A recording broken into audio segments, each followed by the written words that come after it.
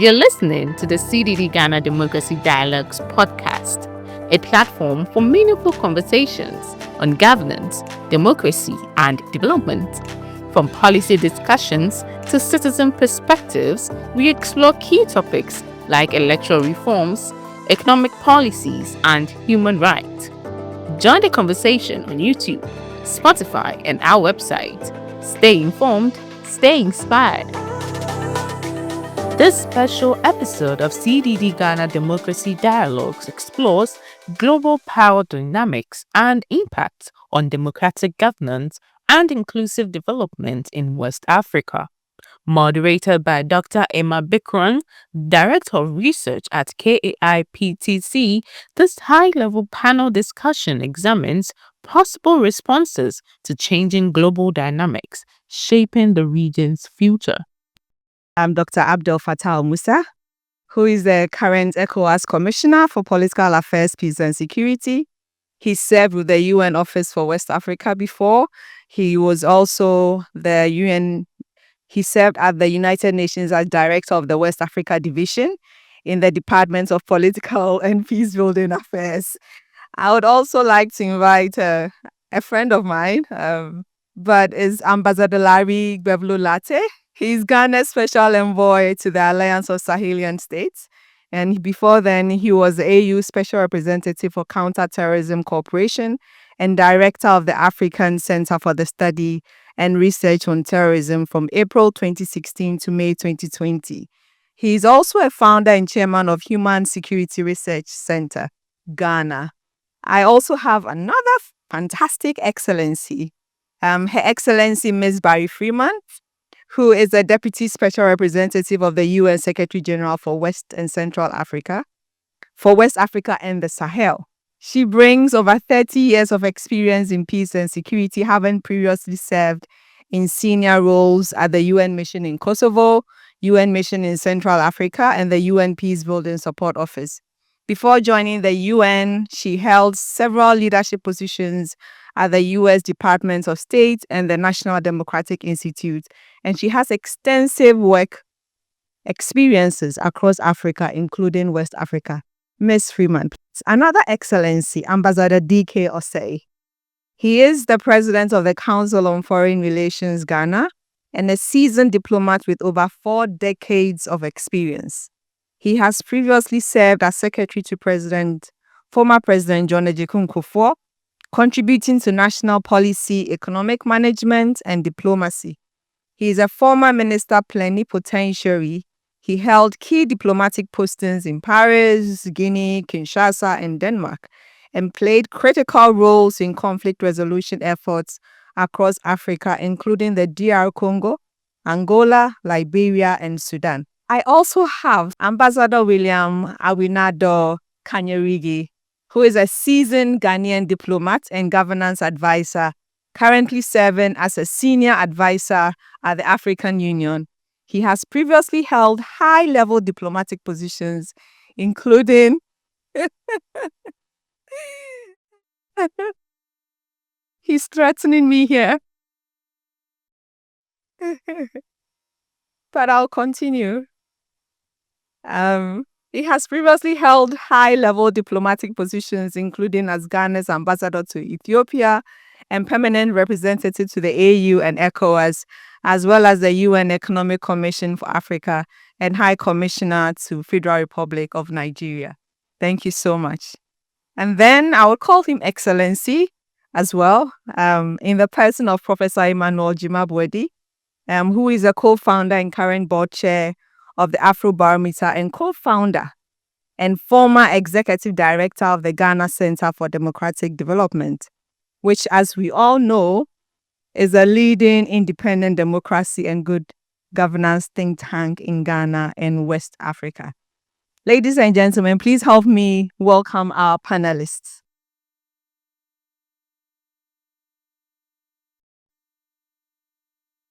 All right.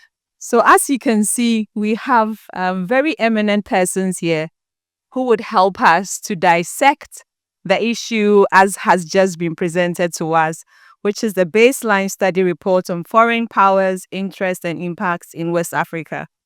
So we have about 1.5 hours or so to finish this session. And we'll do 3 rounds of questions. Panelists, if you would help me do this by sticking to the time that I will allocate to you. I know it's difficult, but because the issues are so interested. But essentially, I want to start off by asking, we'll do a round of all of you. What are your initial reactions to the findings of the study? I'd like to start with Ambassador Abdel-Fatau Musah. No, thank you very much, moderator. I think it's, quite a good study because it's a critical analysis, right? What, she has done over there, and she's trying to give us some of the, SWOT analysis of the various partners that, we have. But I think, as far as I'm concerned, maybe I didn't follow, but it didn't go far enough because as far as partners are concerned, these foreign, partners in Africa, there are, like I said earlier, about 4-5 categories, that are there. And I think while we focus on the major powers like the Western countries, China, Russia, today you have Dubai and Doha being a global capital for diamond and gold. Where is that coming from? It's from Africa, and they have every strategic interest also to enrich themselves in exchange for their partnerships with the African countries. So even those medium powers, the small, whether you call them medium powers or not, we need to look at them, also very critically. Yeah, and I think in fact, banding democracy and development, together, under the same, bandwagon, it is very, very, very obvious, that we have among the major partners, there are some who emphasize democracy and very light on developmental issues. And I think that's a critique of generally Western support to African countries, that they emphasize so much on the individual, on freedoms, on others, but when it comes to the core elements of, Africa's survival, the young people development and other thing, they go light. Whereas those who go heavy in terms of the issue that Africans want, infrastructure and other things in order to lift the continent, they sort of tend to keep a blind eye on human rights, democracy, and others. So I think this is a key dividing factor. This is one thing that I think I can draw from the various partners. Yeah. Well, I think the study was quite inclusive, very inclusive. First of all, I would commend the researcher for being able to, do such work from Burkina Faso under the current circumstances, because then she needs quite some balance to be able to do this so that she doesn't get into any, trouble. But, she captures it, that the dynamic remains, contending, external powers' interests. And I think that is very well, captured. As to where the effort is directed would be another thing that I thought, she might want to look at subsequently. Because it's quite one thing handling the issues of security and development per se, but looking at it from the point of view of local economic development, where the tension really, germinates from, it's another thing. So that I thought that we could have, subsequently she could look at that. How does this rhyme with the African Charter on the values, and principles of, decentralization and local economic development, for instance, which charter a number of our countries have refused to sign because they know that such a charter will curtail their effort at corruption. So in this endeavor, I thought that she could, have ended up there. But I think that was a very brilliant study. Thank you. Thank you very much. Well, recognizing that it is a baseline study, I think it's an excellent start. And I think with the launch of the international desk that this research is intended to continue.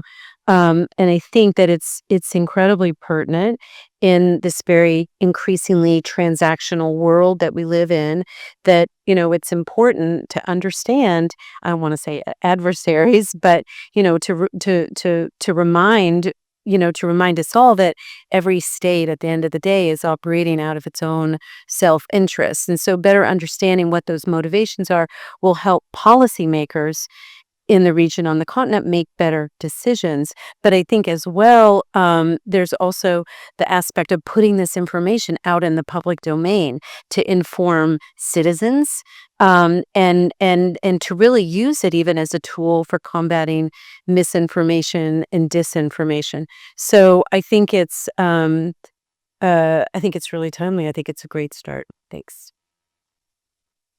Thank you, Emma. I think I'm in an unfair position because when I listen to some of the comments being made by my colleagues, I appreciate why they say, because they haven't seen the totality of the document.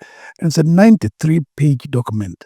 It took us, between Sam and I, 3 months to go through over and over again. So I really think I should be interested in listening to my colleagues about their view and that I did, and also to thank Sam for incorporating some of the suggestions I made after the first review. So for now, that's all I want to say. Thank you. Yeah, thank you very much. First of all, let me bring you greetings from Commissioner Bankole Adeoye, the senior of Commissioner Abdel-Fatau Musah of ECOWAS, because he's Commissioner Continental, Fatau is Commissioner Regional. And I like to remind him about that. Very good. Subsidiarity, which does not work well these days. And then secondly, to commend the CDD and those who worked on this very strategic report. And its importance is even amplified by another report, the Isufu report, that I think should be read in tandem with this one. And it also is in sync with what the Commissioner has been pushing the AU in terms of the nexus approach, the nexus between governance, peace, security, and development. And in 2022, UNDP, African Development Bank, Afrexim Bank, UNACA, and other partners came together to support us to organize the first Nexus conference in Tanger, Morocco, and the next one will hopefully be sometime this year. The concept is to do it in a port city, so another port city in Africa. Then also to quickly add that they will do well to make sure that we read the reports. And to do so, I will humbly suggest that after the final reviews based on the suggestions which may be coming up, to begin from here in Accra and engage with the Foreign Affairs Committee, a Security Committee, and do a presentation, PowerPoint in particular, move to ECOWAS, let Dr. Fatau fund that one, but he's not funding it with his money, he's funding it with our money, because we pay committee levy, which pays his salary. So let them fund it, then take it to ECOWAS Parliament, take it to AU Parliament, and let people make sure that what is so well written is so well implemented. Then lastly, a small comment. I had my sister, actually my granddaughter, because we, those from the north of Ghana, we refer to our brethren from Burkina as our grandchildren, and they refer to us as their grandparents. I'll come back to that if there's an opportunity. there was this expression about anti-French feeling, and I'm very allergic to it. And I would say why.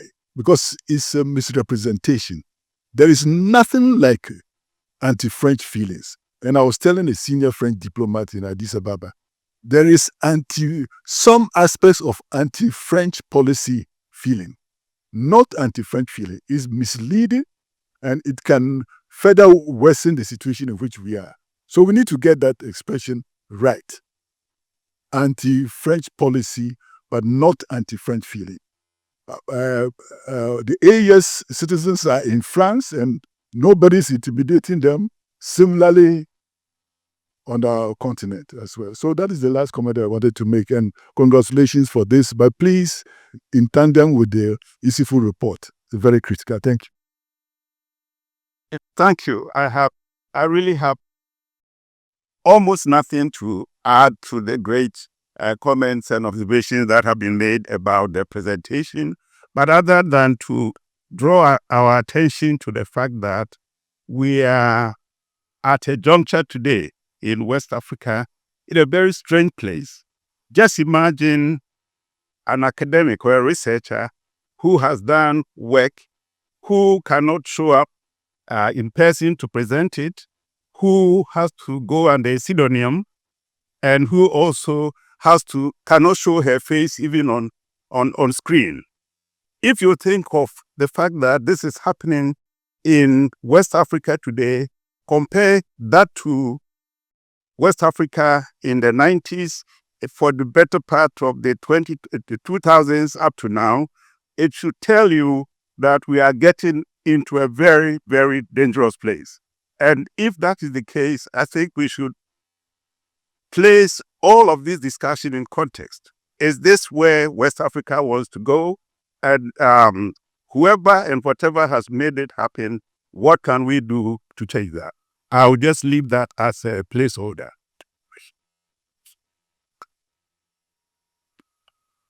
Thank you so much for that. I think one of the key takeaways from this is that the baseline report is shared widely for those of us who have yet to see it, because there's a lot of interesting dimensions to it. Now, since seniority has been established at this point, I would like to start with the self-declared senior. Ambassador William, please, we'd like to ask you, how do you think ECOWAS, because of your previous experience in the region, and maybe you can bring the wider continental discussion into this, how do you think these two institutions can position themselves to respond collectively to foreign influence, especially where it threatens democratic norms, peace, or political stability? A very important question. The seniority was actually between my commissioner and my brother here, not me. Okay. But in school, I was a senior, by the way. It's as if you knew. Fatau, no be so. But on a serious note, I think there is a lot to be done between the two institutions. Not much has been done successfully. That is my regret. The situation that we had in this region is that thanks to NEPAD and APRN, the regional body responded very pragmatically, and after at least a decade, this region was very stabilized with Dr. Chambers at the helm of ECOWAS, and with a very strategic partnership that was thriving mutually between us. Unfortunately, we didn't seem to have remained consistent. That is number one. And number two, when we got to a stage where, in the nature of human behavior and societal behavior, there are often revolutions. And when you mistake a revolution for a surface development, it comes to haunt you.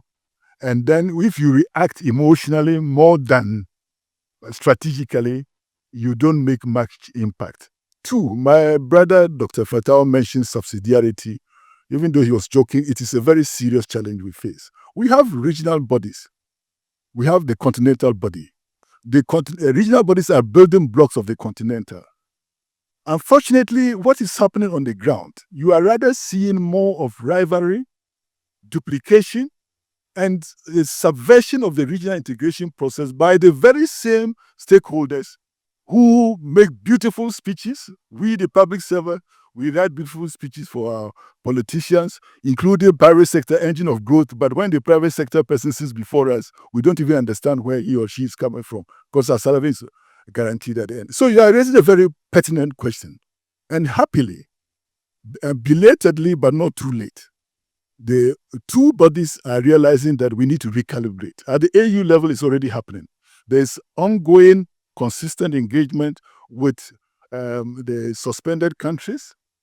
There's a lot of emotion, bitter feeling, and so a lot of work needs to be done about that. The PSC, AU PSC, has already started informal consultations with them and things like that. At the ECOWAS level, even though the Sahel countries have left, they have also realized that they need us as we also need them. But I'm in between. I belong to the Sahel and I belong to ECOWAS. And what I know clearly is that it is not a permanent event. They are going to come back to ECOWAS, but both sides must play the ball and not one side. So, and two, ECOWAS need to recognize that when they are stranded, the mother is there and waiting. So I'm appealing to my brother Fatau here that please, ECOWAS is not an end in itself, it's a part of the AU. So let it be real. I mean, I can see the look in your face that you are not amused about what I'm saying, but it's a fact. You know, while we're in secondary school, they said Ghana cannot be bigger than Africa. When your underwear is showing on top there, ECOWAS cannot show or above, AU. That's what I can say. Thank you very much. All right. Thank you so much, Ambassador, for that. I'd like to now give the floor to your junior to briefly add on to what you've said. No, maybe I didn't get the question, or you deviated. You would have gotten 0 in an exam. I think we need really points of entry first. The thing is, if you look at what has happened on the continent, and I'm happy on what Ambassador Kanyirige had just said. There was an African Union director. For a very long time he was there. And then when we were talking about subsidiarity, he said, what subsidiarity is? Subordination. Yeah, meaning the sub-regional organization should be subordinated, to it. But even with the United Nations, I don't think African Union will say that they are going to be subordinated to it, right? So I think the key words are complementarity. Complementarity based on what is it? Their comparative advantages, right? And at times, I think a principle that ECOWAS has always followed since its inception is that ECOWAS has never interfered or tried to lead in interventions in any other region. Yeah, whereas West Africa has had a lot of it. At one point, it was Algeria from north. At one point, it was Angola in Guinea-Bissau, and then things like that. You don't see ECOWAS doing that. And I think AU should be the umbrella organization. There are issues. You see, AU should be playing a lead role in coordinating continental approaches to terrorism in it, because the terrorism that we are talking about is not confined to West Africa. It cuts across regions. Issues of climate change, they cut across regions. So this is where the comparative advantage of AU is. And then the local interventions, because of their local knowledge, should be led. They should let the regions lead. And I'll give a very clear example. In 2012, if we had followed what happened in Liberia, in Sierra Leone, maybe Mali would not have been at this point. When the coup occurred, and then with the terrorism and, others, ECOWAS wanted to intervene. In fact, there was a collaboration between AU, UN to frustrate ECOWAS not to take the lead in Mali. And eventually what happened when AU intervened, with AFISMA, it didn't take a few months. And then there was also a hostile takeover of AFISMA by UN. Okay, so Africa lost out. And we see the end of MINUSMA, because there was no peace in Mali to keep. It was not a role for the UN. But instead of supporting regional initiatives to stabilize the region, I think a strategic interest took the upper hand. You see, so this is where we talk about comparative advantage, local knowledge, and then all that. And I think based on that, the next is the principles. The principles is that no African organization should prepare one partner to the other. We have to keep an open mind to all of them, all the parties, and Africa should work out its own strategic interests in dealing with all the partners, and to make sure that in most of the things that we are doing, there is collective bargaining with the partners. And it's very sad to see that the European Union has this strategic partnership with the ECOWAS, right? Every year there is an annual meeting. It has also got with the African Union. So we work on so many areas. But what happens? ECOWAS signs agreements with the European Union. The European Union moves down to the individual country to sign EU individual countries agreement. They don't even have that negotiating power. You see, so if we insist at the top from the EU, that once the EU is representing the European countries, the regional organization should also, and that should be the leading, this, and I think that is going to be very effective. And I'm talking specifically about, negotiations on fishing, particularly in the region. Thank you very much. First they agreed, then they disagreed, and then eventually they agreed on complementarity. Now I want to go to Ms. Freeman. From the perspective of the UN, and I think they both mentioned the UN in their discussions. The UN sits at the intersection of diplomacy, conflict prevention, and democratic governance, especially the UN Office for West Africa and the Sahel. How do you think, or how do you see multilateral institutions like yours adapting to better support democratic consolidation and protect civic spaces in West Africa? And also, what shifts do you think the donors or international partners should make to remain effective and relevant in their changing landscape as we've seen it in the last few years? Well, thank you. Thank you very much for that question. Multilateralism is under threat today. And I think it's somewhat telling in the report. Normally in reports, in the synopsis, where they're in the recommendations, there are often the recommendations to the international community. And we don't really even talk about the international community as such anymore, or less and less. And I think that maybe it was always a fiction that there was some sort of a unified international community, but definitely we're in this fragmented landscape, and the UN is suffering from that. It's very difficult. If you ever watch proceedings in the Security Council, they're increasingly acrimonious, very difficult to get agreement, the use of the veto more and more. It's a very difficult time. That said, for UNOWAS, we still have the same mandate from the Security Council, which requires us to analyze what's going on in the region. We report to the Security Council 3 times a year, and that does give us an opportunity to raise to the member states, and particularly the P5, issues of concern that can be discussed even more in depth in closed sessions. And that's where sometimes you can build bridges between these countries. But it's very difficult. But other than that, we have the good offices role that we play. And that's in particular the SRSG, and before current SRSG Shemau, SRSG Chambers, and many others have done a lot of shuttle diplomacy that we continue to do. SRSG Shemau was here last week, and then from here he went on to Cote d'Ivoire, where I predict we'll be playing more, but it's more and more of a behind the scenes role in just trying to encourage dialogue, recognizing that there's no one size fits all.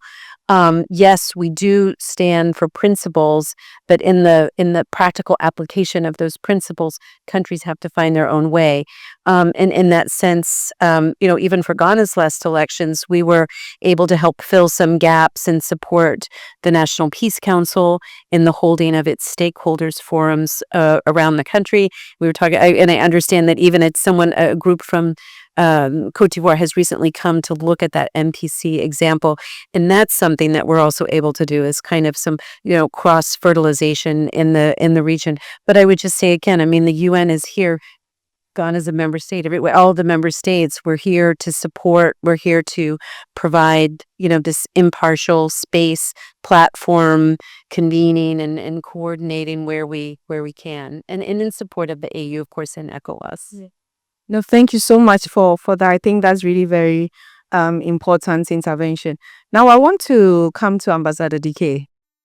From your 4 decades and more of experience in foreign policy and diplomacy, how do you think African countries can assert stronger normative frameworks for engagement? Ms. Freeman just talked about frameworks. How do you think we can assert this framework for engagement with foreign powers so that we do not come out as the weaker entity?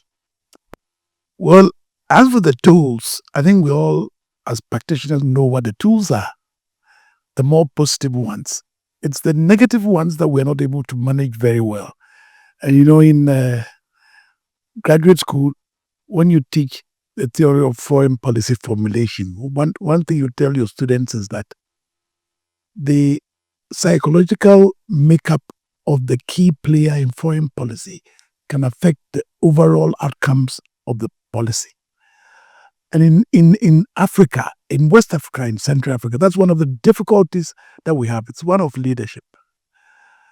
Fatau was very positive when he outlined what he thought the direction of liberal democracy in our sub-regions should be. I have a slightly different take on it. Let me quickly tell you 2 stories. It's sometime we went to Sharm el-Sheikh for a special AU summit. That summit was supposed to decide on whether Mugabe was going to be allowed to be a member of AU or not. So we arrived at Sharm el-Sheikh and we put Mugabe in the waiting room whilst his colleagues discussed whether he was being democratic enough to be. Then as I sat there, I looked at the table. In chair was Mubarak. Sitting next to him was Ben Ali. Not far away was Blaise Compaoré. Not far away was Bongo. And not close to Bongo was Sassou Nguesso. I could go on and on and on. Clearly, this was not a platform to be able to discuss legitimacy or democracy or good governance. But as the years moved on, one day in Maputo, just to show you what leadership can do, no matter what you say about Wad or Obasanjo, I went into a room, a presidential suite in the hotel in Maputo. Wad, Obasanjo, Mbeki, and Kufuor at 2 a.m. were discussing their disagreements about NEPAD and APRM before we moved on to talk about what percentage we should do for agriculture and health. And so the point I'm making is that I'm not sure that we do have the kind of leadership that we need to even collectively appreciate the normative stuff we are talking about. I mean, Central Africa that we are talking about. What? Twadera, Debbie, Pobia, Gyimah, Sasu Gwesu, and even the new Gabonese.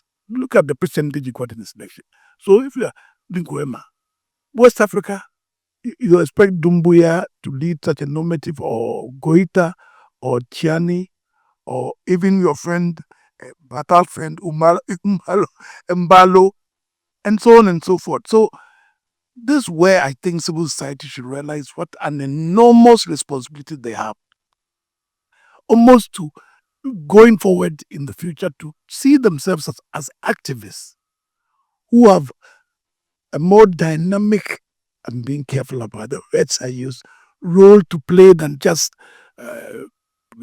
advocacy. And because clearly, if we need to make progress on this continent, we are going to play, we are going to have to play a much more dynamic role to have an impact on the policy formulation, which can then play a more decisive role in governance and development, etc., etc. Thank you.